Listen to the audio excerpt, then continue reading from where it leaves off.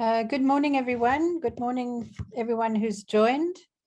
I think that we do have a lot more people joining, but I think that we'll start and people can join as we go along. So the first thing I'd like to do is really welcome you all to this session. We're very excited to have so many of you online. We have over 170 people who have registered. Really today, before I get into the details of what we're going to do, I just want to make sure that everyone understands that this session will be done in English and Arabic. You can choose which language you would like to listen to. And on the screen at the moment, we've got the instructions of how to do that. So you need, it doesn't work on an internet browser, the interpretation, but if you're using your computer, you need to click on the global icon that's at the bottom of your screen, and then you will be given a choice as whether you want to listen in English or Arabic.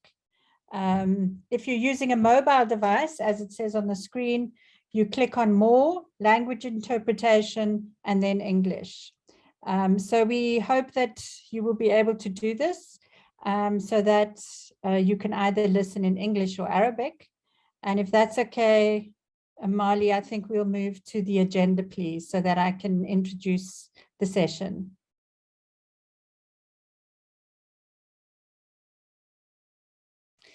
Okay, so today, colleagues, we're very excited to talk about women's economic empowerment in Yemen.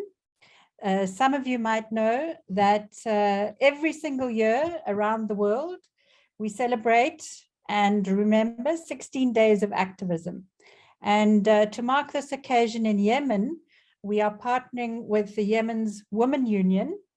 And basically what we want to do is to hear from women and men how women are really playing a role in economic recovery and peace building in Yemen. We've called this the 16 Days of Activism Inspire Me, because we have a number of stories on our website, on UNDP's website, that show us very inspirational stories from men and from women about what men and women are doing in Yemen around economic recovery. We also have a fantastic panel, which I'll introduce you to in a minute, that will share their stories of how they have been inspired, how they have managed to push women in economic empowerment, and some of the lessons they have learned in Yemen. If we could just see the agenda, I can go through that, and then I'll start with the introductions.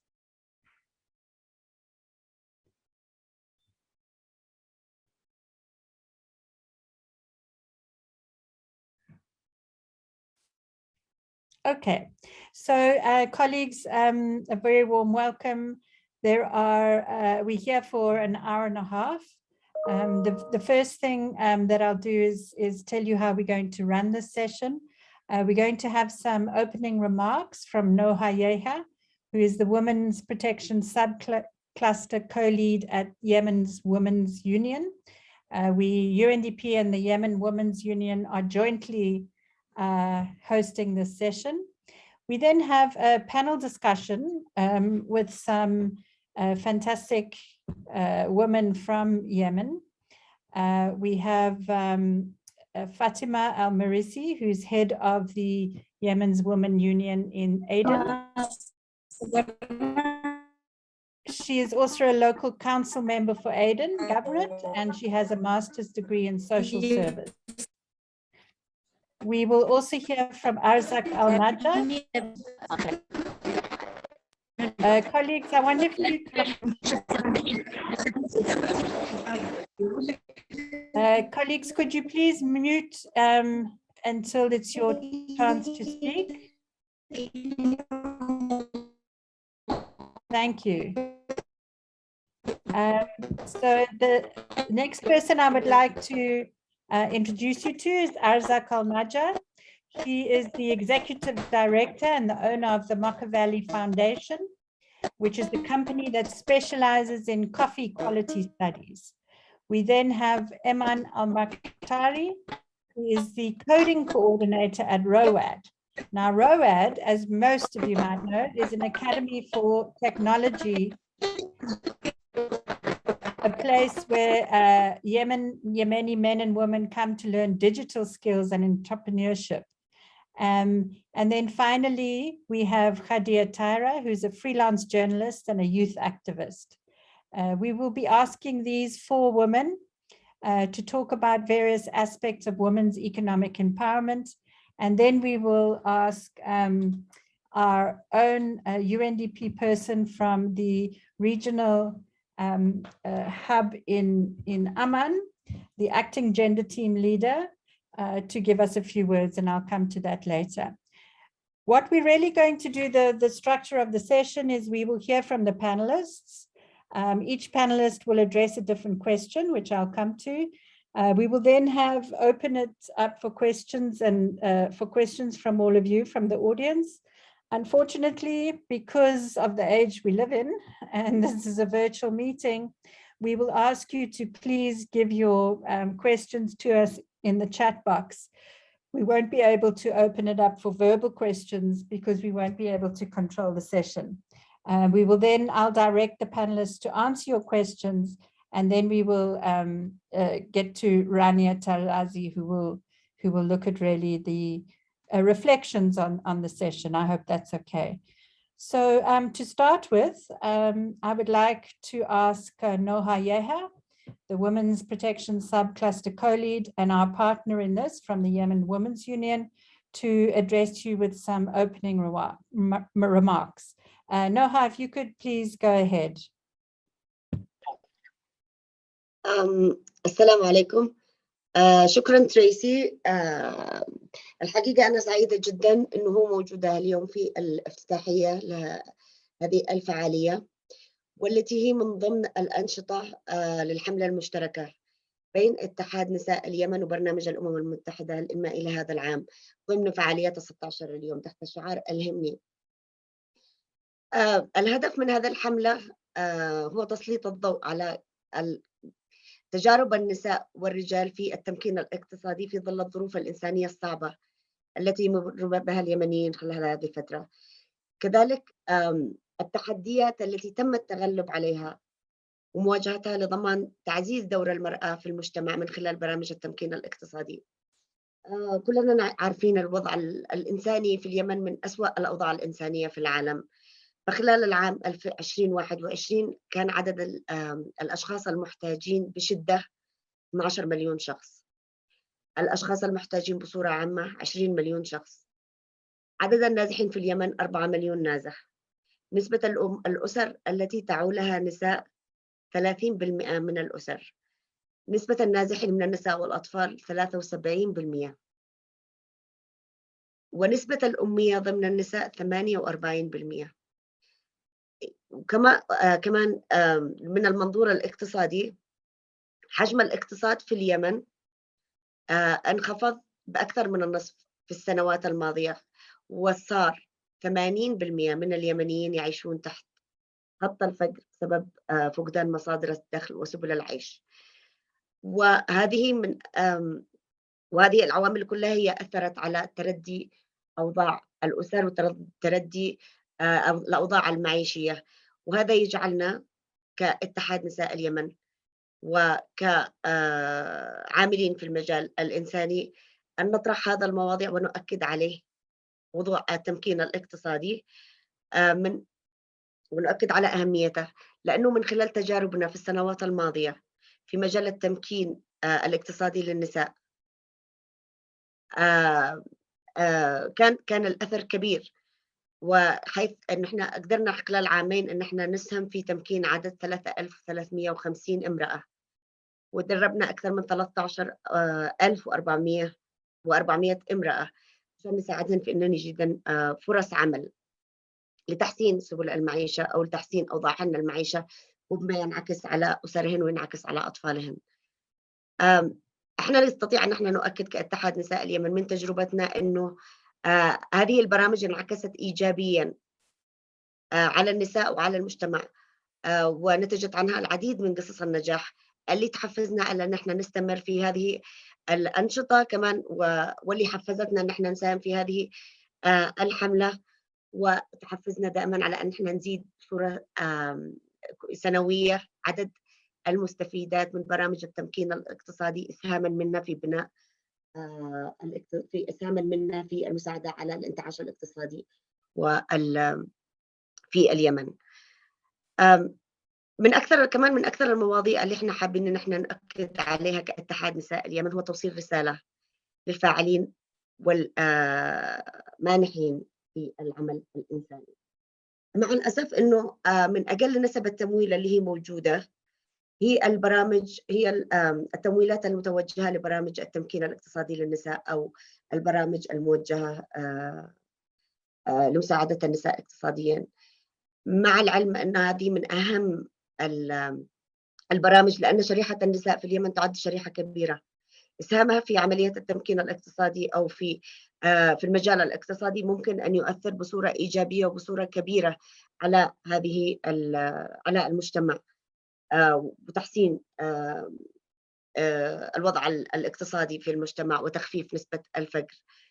من خلال برامج التمكين الاقتصادي النساء ممكن أنهم يساعدوا في حماية أسرهن، في الحفاظ على كرامتهن. احنا بنساعد النساء في إخراجهن من دائرة متلقي المساعدة والعايش وأنهم عايشين على المساعدات إلى مساهمين في الاقتصاد ومساهمين في بناء مجتمع مما له استمرارية أكثر من أن احنا بس نعمل على أن احنا بس نوفر لهم المساعدة الإنسانية المؤقتة. كمان من منظور آخر وصولهن للموارد هذا معناه أنه سنساعدهن ونساعد أسرهن أنهم يوصلوا للخدمات، وهذا له تأثير مباشر في مجالات عديدة. تعد اليمن من أسوأ المجاعات والأزمات الإنسانية في الوقت الراهن، فبالتالي وصول النساء إلى الموارد بتمكينهن الاقتصادي احنا بنساعد على أن احنا نوصلهن إلى الأمن الغذائي، بنساعد على أن احنا نوصل أطفالهن للتعليم. كمان هيكون في جيل أكثر فاعلية موجود بالمجتمع، وإذا كان في جيل أكثر فاعلية في المجتمع معناها أنه في المشاكل الاجتماعية تكون أقل بكثير مما يساعد على استقرار المجتمع. وكمان مرة ثانية بنأكد لجميع المانحين والعاملين في المجال الإنساني بأنه الإسهام والاستثمار في بناء الاقتصاد من خلال تمكين النساء اقتصاديا وتحسين سبل المعيشة من أهم المواضيع التي يجب أن احنا نسلط الضوء عليها ونركز عليها في خلال الفترة القادمة. وأعتقد أنه ما سيعرض اليوم من تجارب النساء الرائدات من خلال هذا الاجتماع سيؤكد ويعزز نداءنا، حيث أن سنرى كيف أصبحنا هذه النساء الرائدات نماذج يحتذى بها. فبالتالي من خلال برامج التمكين الاقتصادي يمكن أن نعطي فرص لنساء أكثر للإسهام بفاعلية في بناء مجتمع أفضل. شكرا. Thank you very much for that, Noha. And I think that research has shown that when we involve women in the economic recovery in a country, often the families benefit more just because of the role that women play. So we'll come back to you again, but thank you very much for that. I would now like to introduce Arzak Al-Najjar. She's the Makkah Valley founder and the Chief Executive Officer. And Arzak, welcome, and it's good to see you again. I'd like to hear from you. We'd like to hear from you. You are a CEO, you have a successful business. What challenges have you had to overcome as a woman to establish yourself in a leading position in business? We'd love to hear from you. Please go ahead. Hello, everybody. I'm happy to be part of this panel discussion, and thank you for inviting me to be part of it. This is Arzak Al-Najjar, CEO of Makkah Valley, and a coffee cupper. Cupper, it means a coffee taster. Considered to be the first female who is the first female in Yemen who is a coffee cupper. And the good news now that it's not the only me, now we have other women as cuppers. I trained them. This is the good thing too. Currently, Mocha Valley, we are working as a company which provides coffee consultancy studies, training, and quality assurance as a third party. Now, why I'm talking and speaking about Mocha Valley, because Mocha Valley by itself, it's kind of one unique and face a lot of challenges too in this coffee sector here in Yemen. But before that, I'm going to talk about the challenges on my personal level. Then I'm going to talk about it as a company level, as a woman who leads this company, you know, in the Yemeni sector, Yemeni coffee sector. Okay, first of all, as I told you before, woman cupper here in Yemen. The first one, it means that people still not believing in your skills, not believing in your competencies as a person or as a woman in a men's society, I dare to say. So at the beginning, they were not believing in the skills that I have as a cupper. There was kind of denying of the results of the reports that I used to do when I cup coffee. But with determination and also having a strong will to continue and having a vision and not losing hope and continuing the work and updating myself with the information and also connecting myself with the international platforms with coffee. So this really helped to overcome this issue. Then I started, as I told you, Mocha Valley, to be the first, till now, the first and only company which provides such services here in Yemen. At the beginning, I tend to say a lot of people and a lot of companies at the beginning, they were just laughing. Why not you to start selling and buying coffee, trading, I mean. Working as a consultant and also as a quality assurance here in Yemen, it's not profitable. So you are just kind of playing here in the market. You're not serious working in a market with this specialization, you know. So at the beginning, it was really a big challenge. How I overcome it by determination, as I said before, having a vision, then determination, and then to keep updating the information and also training people on the coffee knowledge that we have and to keep distributing this information. The good thing now, we built a name. We're still building this name, actually, with training a lot of people in the coffee sector, men and women, women as farmers and also as technical, to be like a barista, to be a brewist, or even as I mentioned before, as cuppers too. So the main and important point is not to lose hope. We're going to face a lot of difficulties, but we have to continue and never to give up with this strong will. I hope this, I try to be precise, not to talk much, but to mention the main points, how we try our best to overcome these obstacles in the coffee sector, especially as I told you before, the first one, but now the good thing, we have other and newcomers as women business in this sector. Thank you. Thank you very much, Arzak, and thank you for sharing your journey and the challenges that you faced in trying to become a woman CEO and to put your business on the map. We'll come back to you with some questions. I'd like to next move to Eman Al-Magtari. Sorry if I'm pronouncing it incorrectly. Yes. You are the coding coordinator at ROAD. And as I mentioned, this is really helping young entrepreneurs in the digital field. We'd love to hear from you how you think the business environment and the job market in Yemen is changing. I mean, it changes everywhere in the world at different times, but I think with so much happening in Yemen, there must be a lot of things that are changing, and we'd love to hear from you. Please go ahead. Thank you, Tracy. Thanks, UNDP, for having me, and Yemen Women Union for having me at this exciting webinar. Answering to your question, Tracy, I find that myself that I'm always in between two opposites. Of the being inside this optimistic atmosphere that entrepreneurs, especially the new ones, bring to the Yemeni climate, and between the devastation of the ongoing conflict and the deterioration in the basic services and so on.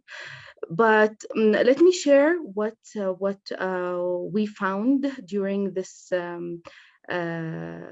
time we've worked as in the Coding Academy. Coding Academy, just to correct the information, Coding Academy is a component within Ruwad's foundation that specializes in training the digital skills, while Ruwad Foundation has the biggest vision of creating the entrepreneurship ecosystem in Yemen. What we found is, I will start from the female side, and I want to add to what Arzak and what Arzak said of being the obstacles of being a leader in a male-led sector. So the technical sector, likewise the coffee sector, is a male-led sector. We found that only 6% of the tech startups are led or founded by females, and this could be because of their recent developed skills in entrepreneurship, which makes us want to dig deeper and try to find the root causes of this low participation, because we don't find that very, let's say, acceptable or obvious, as the majority of the tech startups tend to have female staff members. So why do they have the challenge to start their own startups or to lead their own startups? That's for us is a question or an issue that always wants us to know more and to dig deeper to find the cause of. Also, I always on my personal level also, I find that there is like Arzak said, there is always that this acceptance of having a female leader due to the Yemeni culture, to the Middle Eastern conservative culture, where having a female leader is not that common. That could be a reason for this low percentage, and also could be the low access to investment and to investors could be the reason of having this low percentage of female business owners, because what we found that as you may know, that there is no venture capitals in Yemen. There is no clear investment tools or investment channels. The financial inclusion is very low. So accessing fund or accessing capitals to start your own business is basically depends on your personal network with older investors who are majorly male. So this could be one of the reasons of why there is no not much Yemeni female business owners. We find also that there is like a direction from Yemenis to start their own businesses as for the a side advantage of of the conflict where the Yemenis lost their the traditional jobs, and they had some access to personal savings. So they had to make wise decisions of what to do with that savings, and so many of them, male and female, had to start their own businesses. That's why we find a booming in entrepreneurship and general entrepreneurship, but it's not the case for innovative driven entrepreneurship, as the concept is not very widely common, and because it has to take for you to start an innovative driven, or if you want to start an enterprise that solves a real issue or a real problem in the market, you have to have a very long time before you start break even and start to gain profit. So within the context and the immediate need for income, innovative driven and tech startups are not they're not having the best atmosphere to thrive or to flourish, and they're not the most tempting choice to go for. We found that incubators seems to offer a home to many tech entrepreneurs. We recently issued a tech startup, our annual tech startup report that showed us that many of the I don't remember the actual percentage, but it showed us that many of the entrepreneurs who started after 2018 had used the services that incubators provide, because they don't, as I said, they don't raise huge fund. They mainly go within their own savings. So they have to take innovative approaches that saves them their money and their capital. So incubators provide them with a very with a very cheap solution for them to have a place. And I'm glad that Arzaq was one of the people who were in our incubator. I'm very honored of that. So many of them tend to have to access the services that incubators provide. So we believe that we need more incubators. We need more enhanced services, especially when having younger entrepreneurs and female entrepreneurs, as the incubator provides a safe place for them to start, where they are not facing the annoying I don't know, the annoying the tax getters, the people on the streets. So incubator provides you that extra step to focus on your business and to be a little bit apart from the people that you don't want to interfere with. A final remark that I want to make is, although people are tending to more and more people are tending to start their own businesses, this could be not very sustained as per the deterioration in the education services, only 3% of tech startups could perceive that the graduates from universities are ready to go to the market, which is a very, very low percent. This means that startups, beside the hustle of starting the business and doing the market fit, they have to train and spend some time within their minimum financial resources to train graduates on skills that they must have had during their 4 or 5 years in college.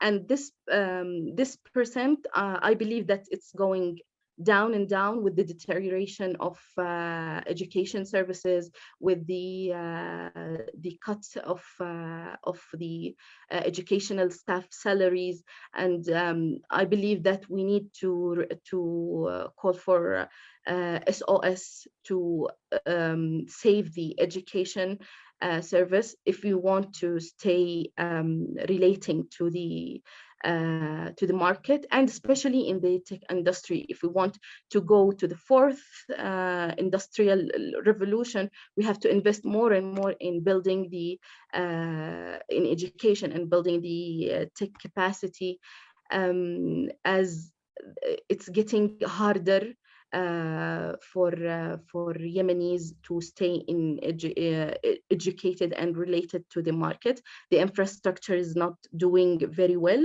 If people wanted to leverage the internet power, we need to work on the infrastructure. We need to enhance the schools schools and the universities, as because we know that most when there is lifting the education system is more widely happens within the girls' side more than it happens in the male side. Emma, thank you. Okay, thank you. Yes, I'll come back to you if needed, because I think this is very interesting. I think particularly the success of the incubators, and I think it's great that Arzak actually came out of that. That's fantastic, but also the difficulty in terms of access to finances, which is something that we might come back to. But before we do that, I would like to really go on to Khadir Tara. I hope I'm pronouncing it, who is actually a freelance journalist and a youth activist. We're so happy to have you with us, Khadir.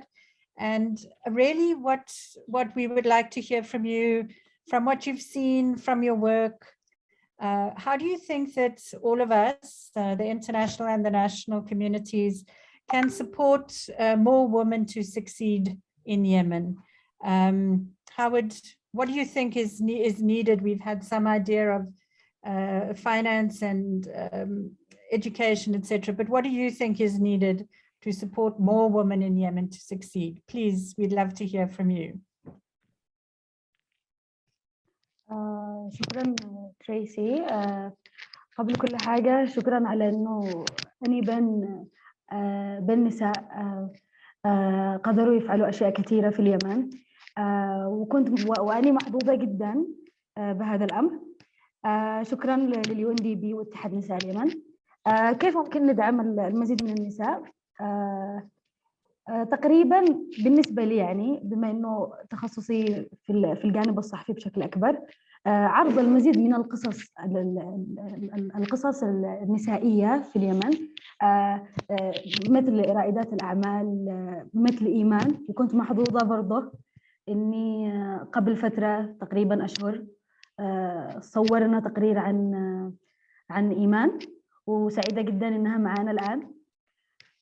بالإضافة يعني من ضمن النصائح اللي نفسي أقولها إنه إحنا الآن في وقت الفرص صارت متاحة لنا أكثر. يعني مواقع التواصل الاجتماعي سهل إنه النساء تعرف بعضها البعض، ويعني أتمنى إنه كلنا نستغل الفرص اللي هي أمامنا. صارت حضور المؤتمرات، كوننا أننا نقدر نحصل على منحة ممكن نقدم عليها عبر أبليكيشن موجود على الإنترنت، فهو سهل جدا. لكن ما أطلبه من المنظمات الدولية في اليمن إنها تسخر بعض مشاريعها لإبراز دور النساء في اليمن. هذا أكثر شيء أتمناه، بالإضافة إلى أنه في نساء متواجدات بالريف، للأمانة سهولة تواجدهم على مواقع التواصل أو في العالم الصغير اللي احنا فيه متواجدين، وكل واحد مننا بيقدر يوصل للثاني بشكل أسهل. هم للأسف إذا احنا في المدينة في صنعاء أو في أي منطقة أخرى النت في عندنا سيء شوية، فكيف في الأرياف؟ بالإضافة إلى إبراز دور الشابات وتمكينهم عبر الأجيال لن يتم إلا بعرض قصصهم للعالم أجمع.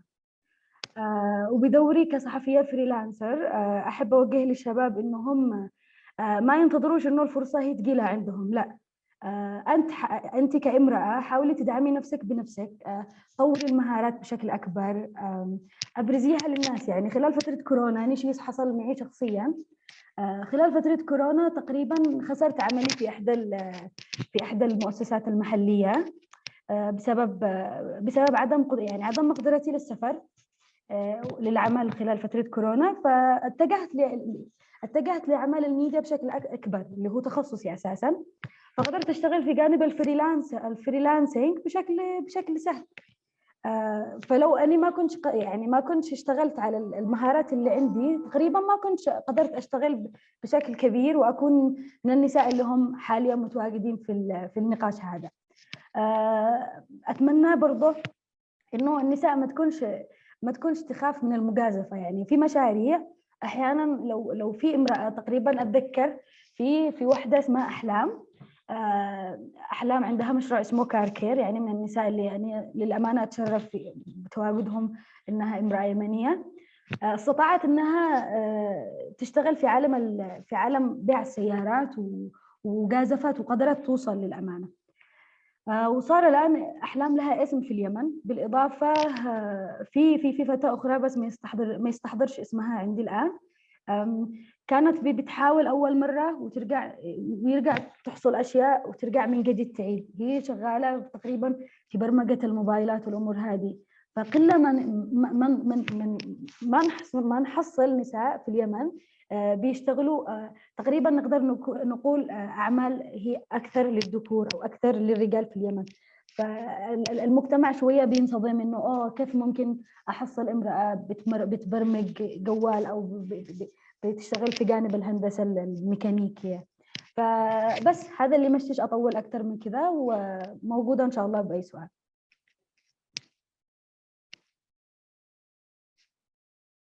Thank you so much, Khadia. That is, sorry, did you finish? Yes? Okay. نعم ما أحب أطول في الحديث أكثر من كذا. Okay, thank you so much, Khadia. I think as part of the campaign to inspire me in Yemen, I think that's very inspiring. It's fantastic to hear that social media and the internet are actually connecting women. And I think that your issue of taking a risk is brave. And I think the lesson of investing in yourself is also a good one. And we'll hear from others as we move on. I just wanted to check if Eman Al-Hamzi, the program manager from the Yemen Women's Union, is online to speak.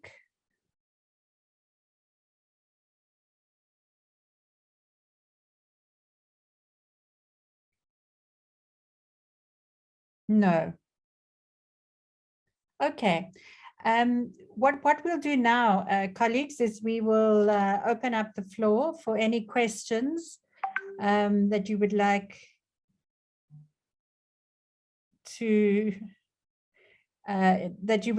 to ask the panelists. As I said before, because we have a very large group of you and it's impossible to control these things, we ask you to please share your questions in the chat box. And our translators will pass on the questions to me, and I will either direct it to the panelists. If you know exactly which panelist you want to ask a question to, then please also say that in the chat box. So I now open it up for questions or comments. We're speaking about what we can do to push forward women's economic empowerment in Yemen, issues that have inspired you, lessons we've learned, and what we can do more to make sure that women are included in economic recovery in Yemen. As we know that when women are involved, they bring the whole family with them. So please, I'm opening it up now for any questions. Thank you.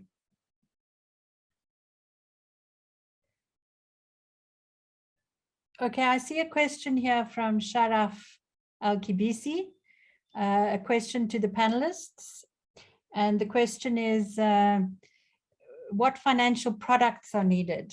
This is something that I think Eman raised around access to financial inclusion, but perhaps Eman, and then I'll open it up to other panelists, you can tell us about the financial products that are needed so we can answer Sharaf on that. Okay, thank you, Dr. Sharaf, for the question. Dr. Sharaf is the CEO of Al-Wataniya Microfinance. So the financial products or the financial channels that are needed, especially in the tech startups and in general, male and female, is the venture capitals and the angel investors and the direct investment that comes from investors who plays as a financing partner. Because as we know that, especially in the tech startups, you need to take a very long time before you break even. So you maybe need no less than 18 months, which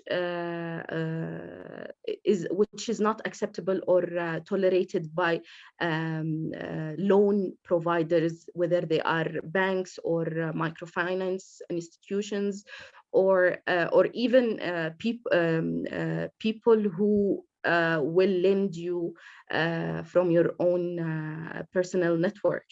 So I guess that we recently did a mapping for the entrepreneurship ecosystem, and it was for us devastating that there was zero investment, zero venture capitals, zero angel investors who are represented in a formal body. There are some investors, as I mentioned before, who do invest within startups, but they are males, and you can't access them within in a formal way. You only have to know them in person. So my friends or the tech startups, the male tech startups that I know who got investors to invest within them, they knew those investors within this certain type of networking, which is not accessible to women.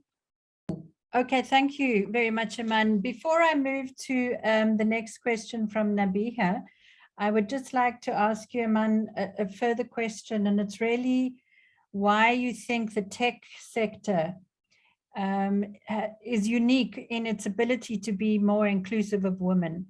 It seems as if, from what you were saying in your presentation, that there are a large number of women who are part of the members in the startups. Why do you think it's more inclusive than other business initiatives? And then I'll come to Nabiha, I'll come to your question. Please go ahead, Eman.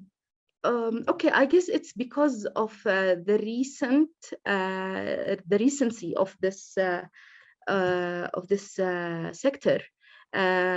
Women have not joined the tech sector, but recently, so they didn't develop the tools that are or the expertise that make them or gain the confidence to start their own startups. That's for one, and because this is also a global issue. The women in as CEOs in tech companies are not very widely common. They're not. They don't get venture capital funding very common, even on a global level.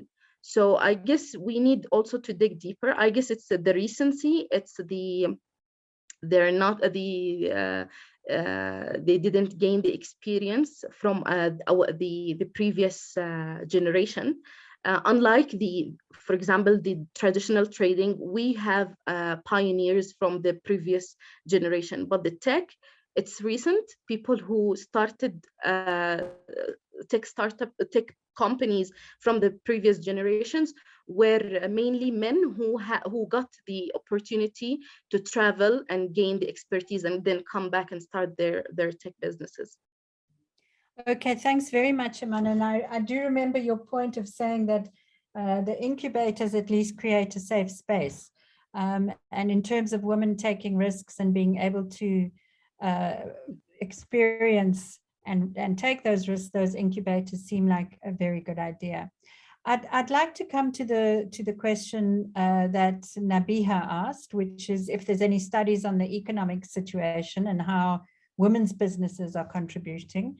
In the economic recovery work that UNDP is doing, largely funded by the World Bank, we are looking at the particular role that women are making in contribution to economic recovery.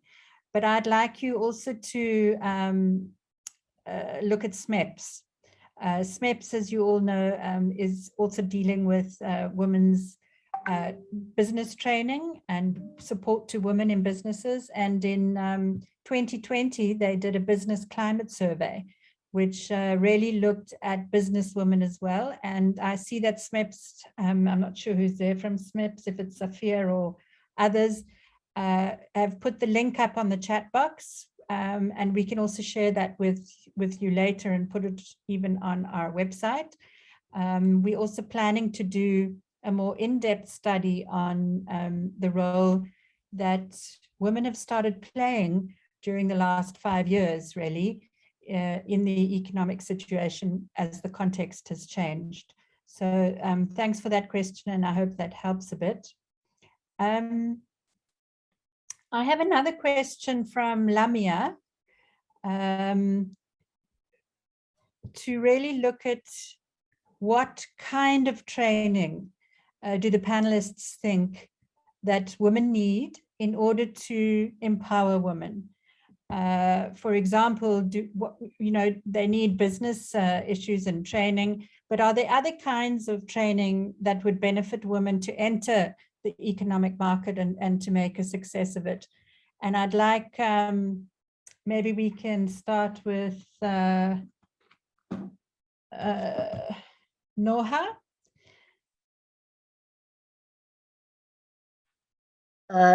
تريسي، في الحقيقة هذا سؤال مهم جدا. بالنسبة للنساء عشان يتم إدماجهن في السوق وعملهن يكون بطريقة أكثر فعالية وأكثر إنتاجية، في عدة عوامل. احنا نلاحظ الآن إنه في كثير من النساء بدأوا ينشئوا مشاريعهم وبينتجوا منتجات جدا جميلة ومنتجات رائعة، ولكن يكون في قصور في جوانب صغيرة مثل الماركتينج أو التسويق. بيكون في قصور كيف إن هي تقدر توصل منتجاتها إلى السوق. قد يكون بسبب ظروف مرتبطة بالثقافة المجتمعية، قد يكون بسبب بعدها أو وجودها في أماكن بعيدة، قد يكون في عدم قدرتها على التنسيق مع الأسواق المحلية أو الحصول على موردي يعني تجار إنهم يقوموا بتوزيع المنتجات اللي بينتجوها. فأعتقد إنه في جوانب كثيرة، هو يعتمد على نوعية المشاريع، كمان الفجوات اللي هي موجودة في نجاح هذه المشاريع. وهذه حالات فرديه، احنا ما نقدرش ان احنا نعمم انه كل النساء اللي شغالات في الميدان ما عندهمش ليدرشيب سكيلز. في نساء قياديات وشغالين بصوره كبيره وقدروا انهم يكتسحوا السوق وينزلوا الى السوق، ولكن مثلا طريقه عرض المنتجات، كان عندهم قصور في طريقة عرض المنتجات، مثلا في التسويق، بسبب انه ما عندهمش وصول لمواقع التواصل الاجتماعي، ما عندهمش ناس مسؤولين عن الدعاية والإعلان. فمش شرط انه يكون في leadership skills. كمان انه العملية دراسة السوق قبل بدء المشاريع، هذه كمان فجوة كبيرة. لازم مساعدة النساء اللي بيبدأوا مشاريعهم على دراسة السوق لمعرفة العرض والطلب بالبداية، يعرفوا هل هذه المنطقة مناسبة لهذه المنتجات أو لا.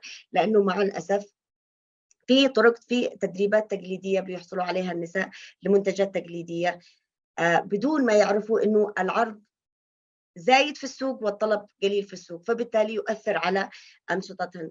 فهذه التدريبات مرتبطة، ما نقدرش إن احنا نعمم بهذه التدريبات اللي ذكرتيها أخت لمياء، إنه leadership skills ولا حاجات معينة. في جوانب كثيرة مرتبطة بأنواع المشاريع ومرتبطة بالبيئة اللي موجود فيها المشروع، مرتبطة بالبيئة التي أنشأ على أساسها أو فكرت صاحبة المشروع فيها، مرتبطة بأشياء بعوامل مختلفة تحتاج إلى دراسة معرفة الفجوات والاستجابة لها. شكرا.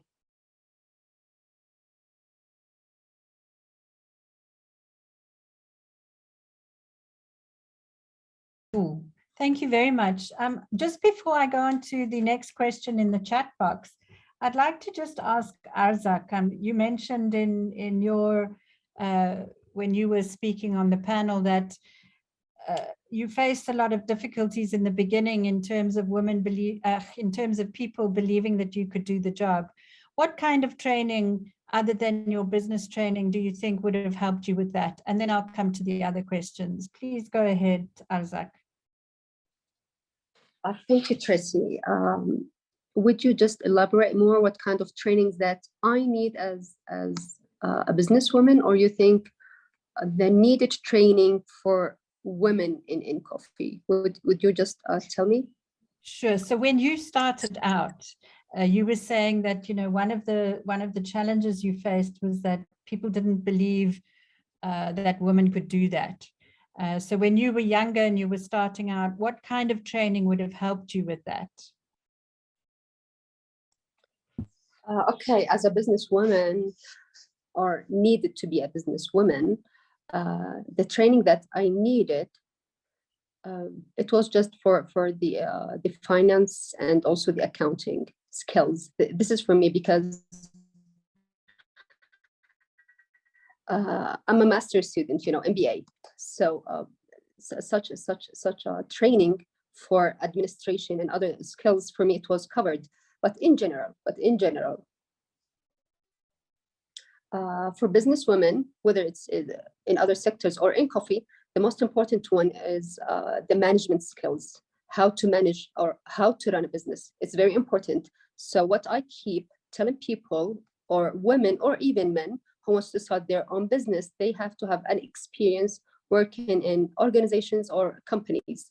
To have such experience, then to start developing or establishing their businesses, you know.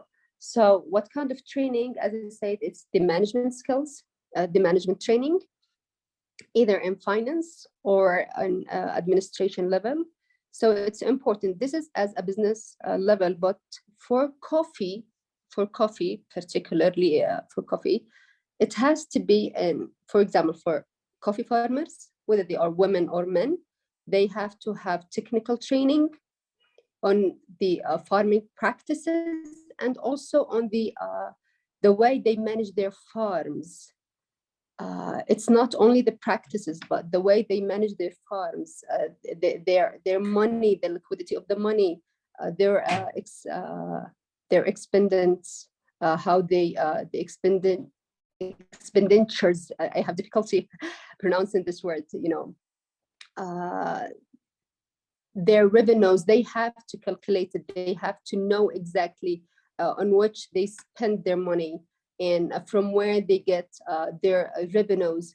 And also, I keep telling people they have to know how to manage their farms. It's not only on planting coffee. They have to have other crops besides coffee in order to be able to have other sources of income, because the size of lands planting coffee in Yemen is very small lands, because it's terraces. It's not that hectares of coffee, but it's like terraces of coffee and the small sizes of the coffee lands. So we have to have other crops besides the coffee as another source of income. So they have to know exactly how to calculate it, or have to have such finance training, the literacy of the finance management for farmers. It's needed.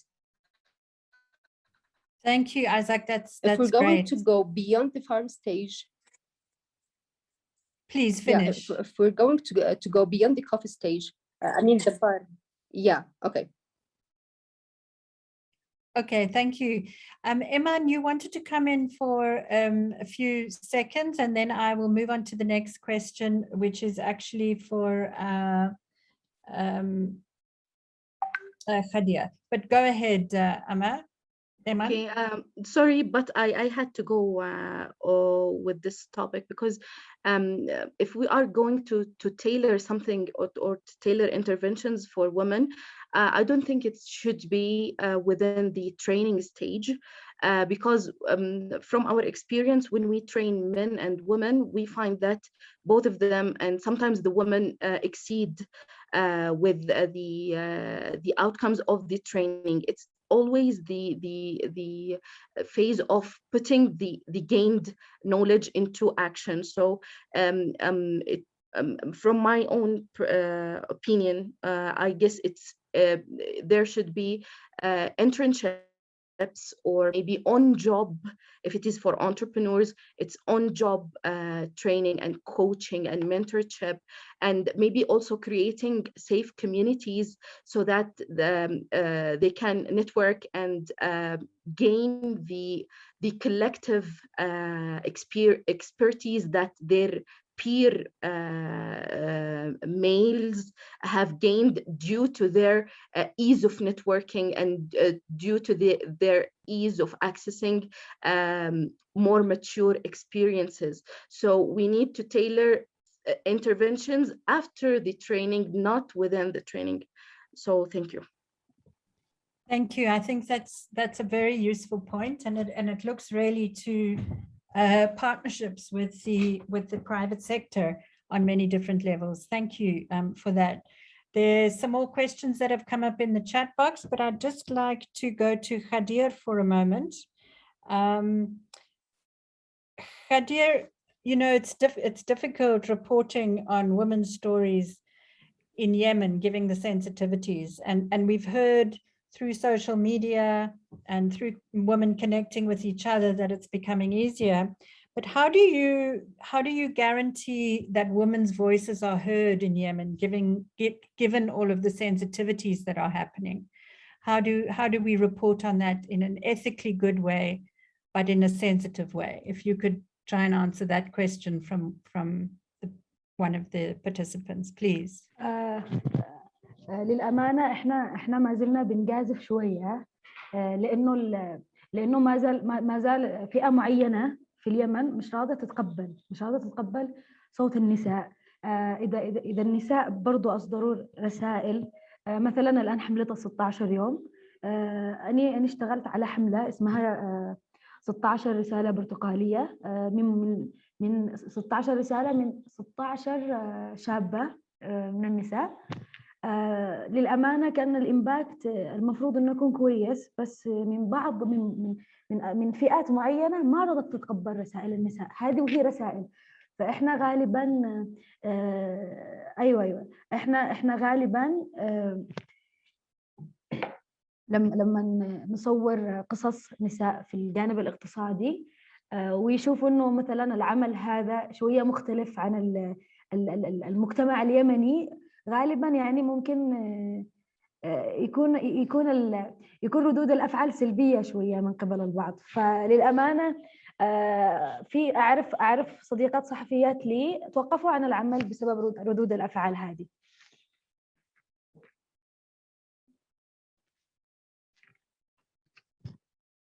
Okay, thank you. And I think it's a challenge that we are trying to deal with. I think there are quite a few questions that have come up around what UN and UNDP are going to be doing next year.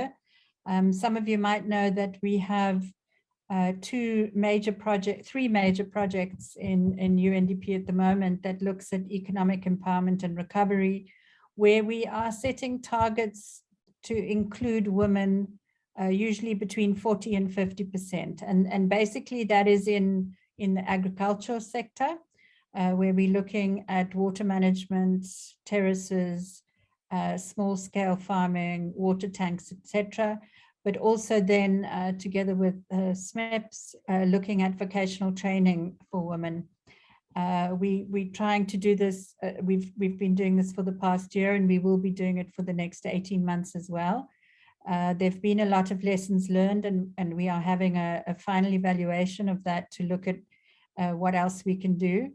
But quite honestly, I think that this conversation has also given us a lot of new ideas. And I think, you know, the free business incubators that someone has mentioned, the links with the private sector, the access to finances, I think these are all very, very important in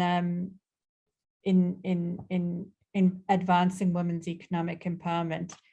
So this is something that we will further look at. We certainly do have the funds to do this. Obviously, we have to work with other agencies and with implementing partners, but it's something that we are very, women's economic empowerment and bringing women into the training and into the entrepreneurship is also something that's very important.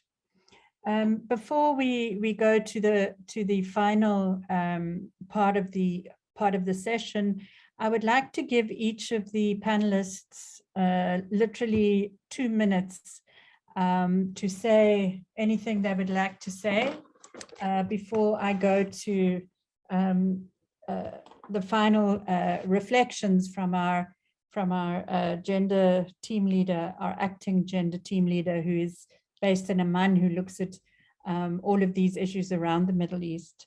So if we can first go to Arzak, any closing comments that you would like to say from your side, please? I'd like just to thank you for this panel discussion. Thank you, everyone. And anything you'd like to add that has come up that you'd like to throw into the basket? As I said earlier, having a vision and determination in order to be able to go over any kind of challenge. Thank you. Great, thank you so much. Eman, anything from you? Yes, I would love to thank you again for having me in this panel discussion. And I want to send a message for the women who are starting their businesses at this difficult moment. I want to tell them that I know, I relate to the obstacles and difficulties that we are facing because of the conflict and because of the cultural constraints. But I want to tell them that they are the pioneers. For men, the pioneers were 2 generations before us, but now for us women, we are the pioneers. We are paving the way and the road for other girls to inspire, and we have that responsibility, whether we like it or not, whether we want it or not. The upcoming girls are looking for us, are looking for the current leaders. So we have to take that responsibility wisely. We have to take it with passion, and to take it with integrity, so that the girls who will come after us will get inspired. So we need to, if none worked on our problems, we need to come up with solutions to our problems. If our peers connected and created their own networks, we can do and go on and create our own networks and develop our own solutions and fight for our rights and for our opportunities, and prove to everyone that we can lead and we can start our startups. That's my message for girls, and my message for the world and for the donors, that we have to dig deeper when we try to tailor interventions for women economic empowerment. Solutions should never come ready-made for every context and every situation. Involving the women, involving the local community, involving the local implementers also could bring a very deep understanding and a very realistic interventions. And that's it for me. Thank you. Thank you so much. I think that's very, very valuable. And given the differences across the different governments and districts in Yemen, I think your idea or your insistence on involving women at that level in order to forge a way forward is very, very important. Thank you. Thank you so much for that. Lastly, Khadir, if there's anything you would like to contribute or to comment on before we go to the closing comments, please go ahead. للأمانة بحاول أختصر الفرصة هذه. أنا سعيدة أنني يعني كفريلانسنج موجودة معاكم، بالذات في الصحافة كصحفية مستقلة. وشكرا لكل واحد موجود هنا ورسل رسائل فيها سبورتنج لنا النساء. بالإضافة أتمنى أنه يتم التركيز بشكل أكبر على الشابات في اليمن. إحنا في وضع شوية نحتاج كل واحد مننا يساعد الثاني بشكل مش ضروري. هو التمويل حاجة مهمة، والأغلب تقريبا جالسين بيتكلموا إيمان أرزاق، بيتكلموا من أول على التمويل بسبب مجالهم والمشاريع الصغيرة وهذه وتمويل المشاريع الصغيرة. وشكرا إنه سميبس موجودين هنا. بس اللي أنا حابة أقوله، نحاول نبرز الشابات بشكل أكبر. الناس تعرف اليمنيات إيش جالسين بنسوي. يعني إحنا في اليمن، إحنا الآن مثلا عبر اللينكدين بنحاول نشتغل على نفسنا شوية في جانب الماركتينج، نعرف الناس إحنا إيش جالسين بنفعل. بس إذا إحنا بس بنشتغل على نفسنا في الجانب هذا وما فيش منظمة دولية زي UNDP تشتغل على الجانب هذا بالنسبة للنساء الشابات، فأتوقع أنه ما حيبرزوش أكثر. بس هذا اللي أتمنى، أنه نسلط الضوء بشكل كبير على النساء. وشكرا لكم مرة ثانية.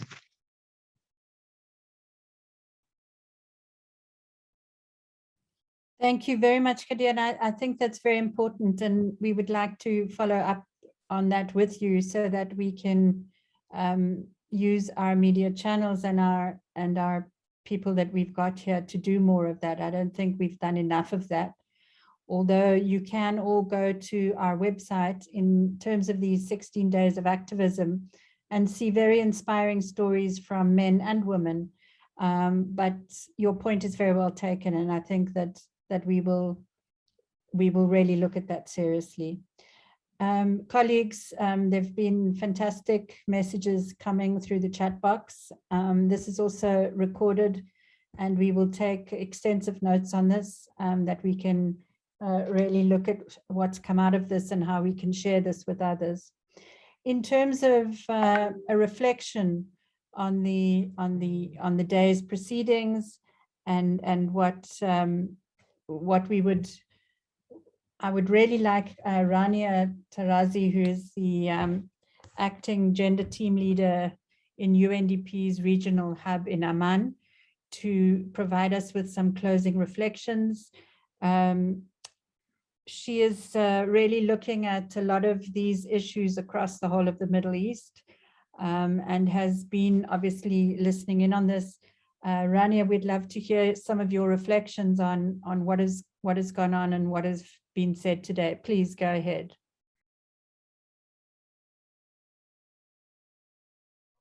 Thank you very much. Can you hear me? Yes, we can hear you. Yeah, thank you very much for having me here. It was really very inspiring to listen to the stories of. Sorry, Rania, there's a bit of an echo. Let me try. Is that any better? That's a bit better, yes. Okay, go ahead. Yeah, I was just saying thank you very much for having me here. It was really inspiring to hear from all the wonderful speakers, and I would like to commend the campaign that UNDP in Yemen is doing with the Yemeni Women's Union. We can't stress the importance of role modeling and changing stereotypical images of women in the economy and society. Again, I was really impressed by the stories that I heard, but also not only the stories, but the sense of agency that was coming from our wonderful speakers, the determination and strength that they showed, that was you could hear in the voices. The calls for agency and investing in self and taking risks. I mean that is. It really calls for respect and appreciation from everyone, especially coming from such a challenging context like Yemen. Perhaps just a bit of a reminder of how Yemen is comparing when it comes to women's situation to the region. Unfortunately, it fares worse when it comes to several of our indicators that we have at UNDP, such as the Gender Inequality Index, which is close, which actually is like 0.8 for Yemen compared to 0.5 for the region. And the closer you are to 1, the worse it means. But also referring to education and access to tertiary education and some of the indices that we have from UNESCO. So that also women's participation in tertiary education compared to men is 0.45, which is the lowest in the region, and the second lowest is Ethiopia, stands at 0.75, so there's a large gap. It's also showing, the indicators also show the low labor force participation compared to men. So the structural problems are the same, however, women only participate around 5% to 70%. This is all something that you know, and Neha has spoken about the challenges, the high percentages of poverty, the hard economic situation. But I also wanted to echo some of the challenges that the speakers mentioned related to how they need to prove themselves. Women always need to prove themselves more. Women are not given an equal chance.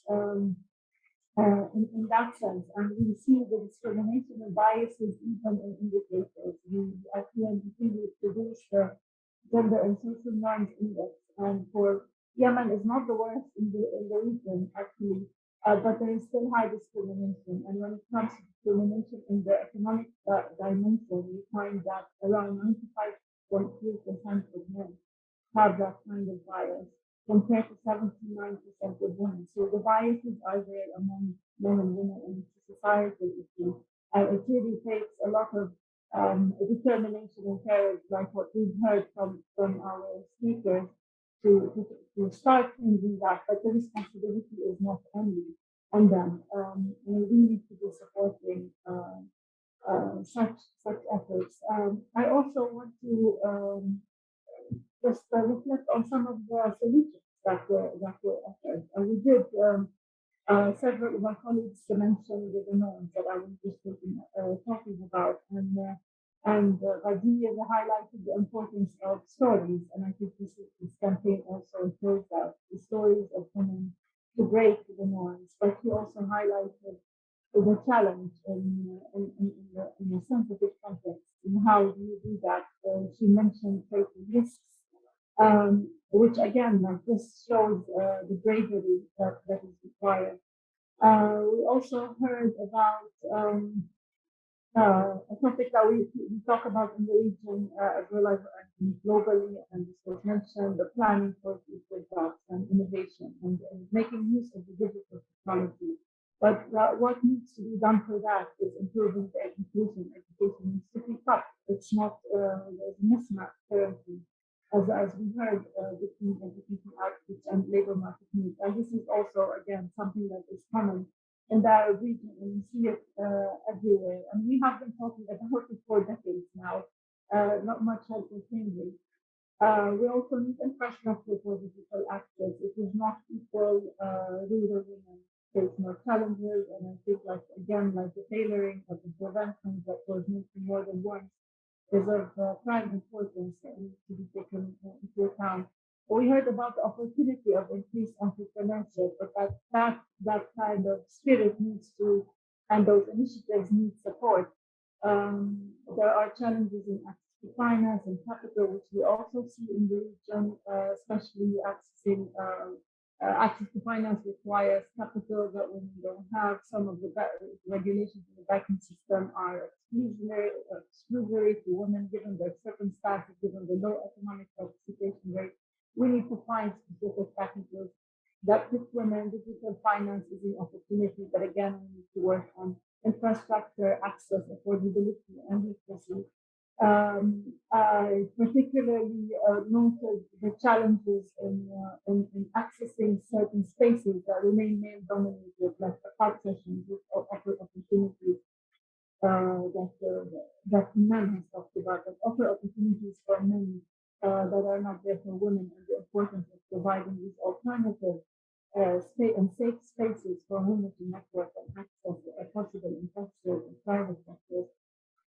There's a lot of emphasis on the entrepreneurship and how we need to support that. And some of the suggestions included supporting in management and marketing, leadership when needed, digital access, but also, again, the issue of tailoring and better understanding contexts and gaps that are specific to the population that we are trying to serve is of prime importance.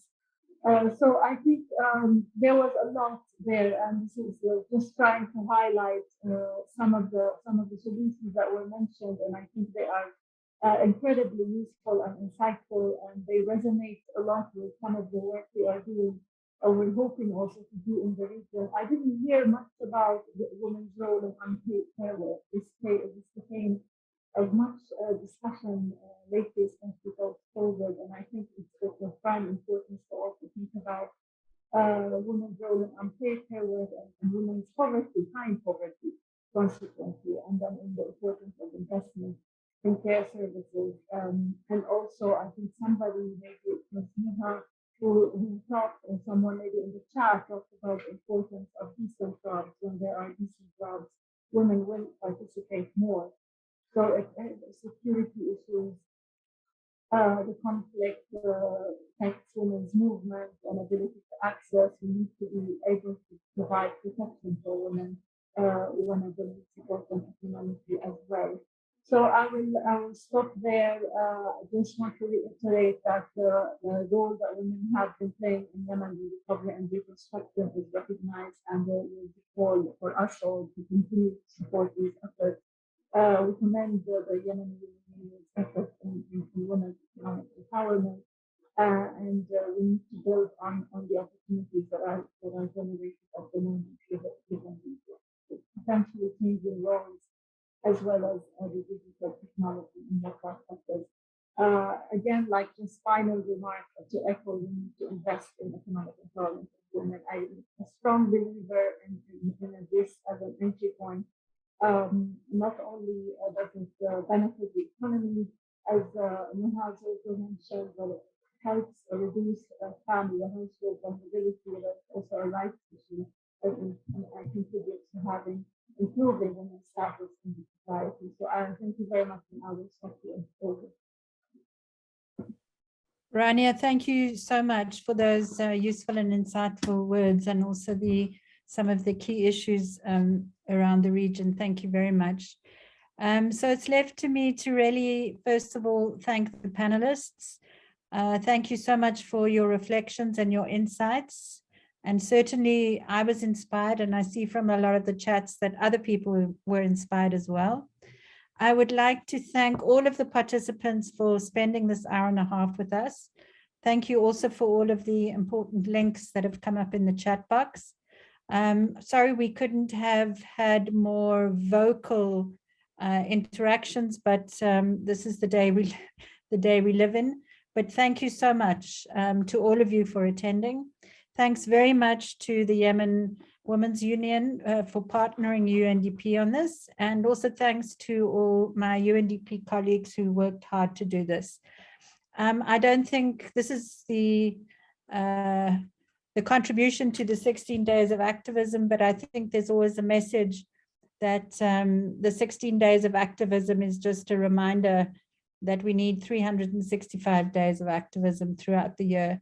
And I hope that we can really work together more in the coming months and years. Certainly we should try and pull together in order to do this. And I think this forum has been a very good example of that. So thank you so much, everybody. It's been fantastic for me, and I'm sure for a lot of others as well.